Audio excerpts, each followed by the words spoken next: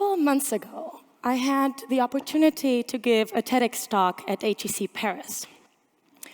I built my presentation around the junk drawer. You know, that drawer most of us have at home where we store every random object we own but apparently haven't found a better spot for. I shared this image because this is where my personal roller coaster journey began. Thoroughly looking into each of my junk drawers and questioning every single thing I owned. Do I really need this? Does it add value to my life? Is it worth the space it takes up or the care it requires? I had decided to declutter and downsize my belongings once and for all, and spent year 2018 without buying anything but food. I couldn't imagine back then how much the idea of not buying would resonate. Ever since that talk, people from all over the world have been reaching out to me to tell me their views on the topic, to laugh at their own struggles with their junk, or to share tips they had found useful during their own non-buying experience. It has been rewarding to confirm that I'm not alone in fighting this mad circle of consumption we're trapped in, and especially encouraging to see that there is still a lot to be discussed. I used to work in the fast fashion industry. I was making a living paid on a commission on sales base by convincing you to buy more and more often of what you don't need. I was in charge of organizing complete merchandise rotations that would transform the appearances of our stores every week for you to walk by, hopefully walk in, find a garment you like, and buy it, knowing that if you walked out without it, you'd had forever missed out. After a wonderful time in the industry, I decided to take year 2018 off, went to business school in France, and embarked on this non-buying one-year challenge. As you can imagine, both experiences were absolutely transformative for me. So the way I now look at the world, understand business, and criticize consumption have completely changed. You see, in the consumer goods arena, I was used to and trained for speed. Being faster than your competitors has proven to be a straightforward source of competitive advantage, and we as consumers are more than happy to be pampered in that way. If we stop and look at the role that time is playing on our decision-making, there is an interesting twist worth observing. We're developing business such as storage units on the city outskirts.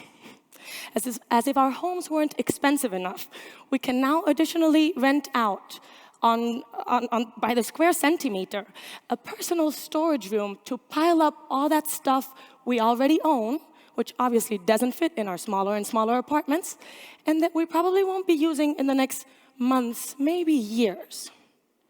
Still, when it comes to purchasing something new, we expect a delivery service to arrive within 90 minutes. Well, let's be honest. Companies aren't delivering that hand-free sauce stirrer within 90 minutes because you urgently need it, but just so you don't have the time to change your mind. What really worries me today, though, as a humble observer, is that after buying that sauce stirrer, you'll get recommended a pancake pen.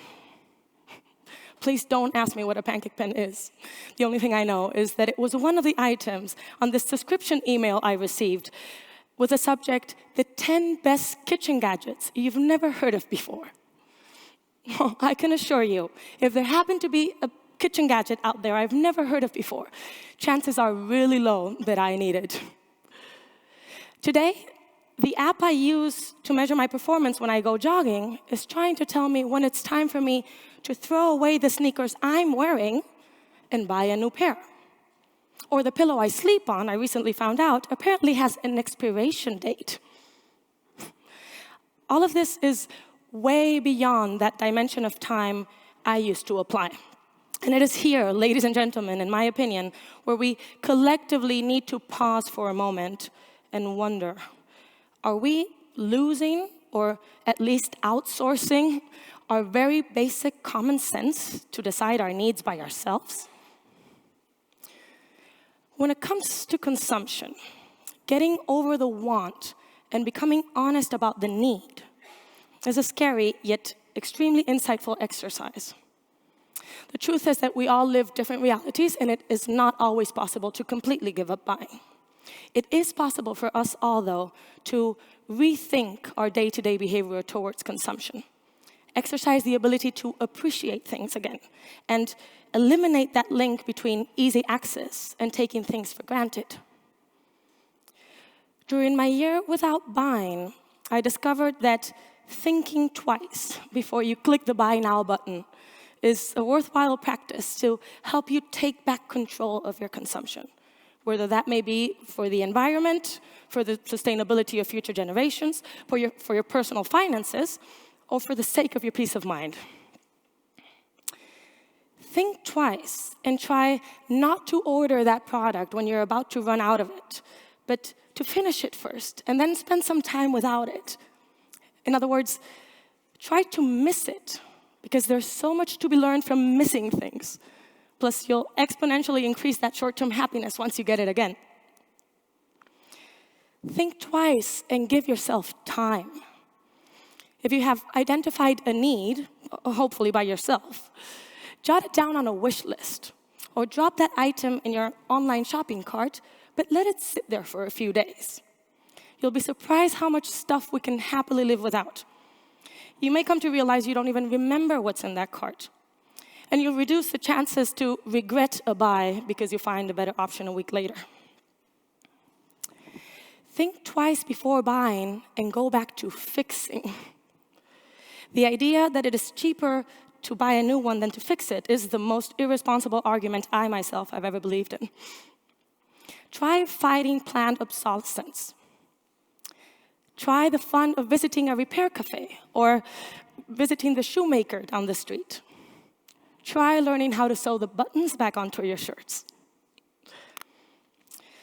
Think twice before buying and consider secondhand, the most sustainable way of saving vast amounts of money. If you really need a couch, that's fine. But let me tell you, humanity has produced enough couches for all of us to sit at the same time. And we're all moving around so frequently that secondhand items are, more often than not, hardly ever been used. If we speak about fashion, thinking twice becomes even more critical. Try, if you can, to choose quality over quantity, longevity. Products responsibly produced to last at least their complete lifetime, on the long term, even across users. That is, think twice about buying, but also about selling, because swapping items among us has never been as easy as it is today. All in all, try a shift of mindset to consider yourself a custodian of things rather than an owner.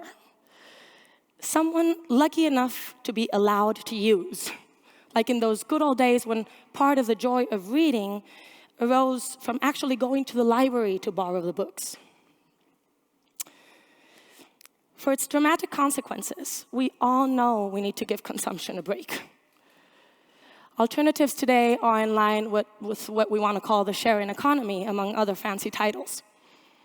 It all comes down to being grateful again, to having more by owning less,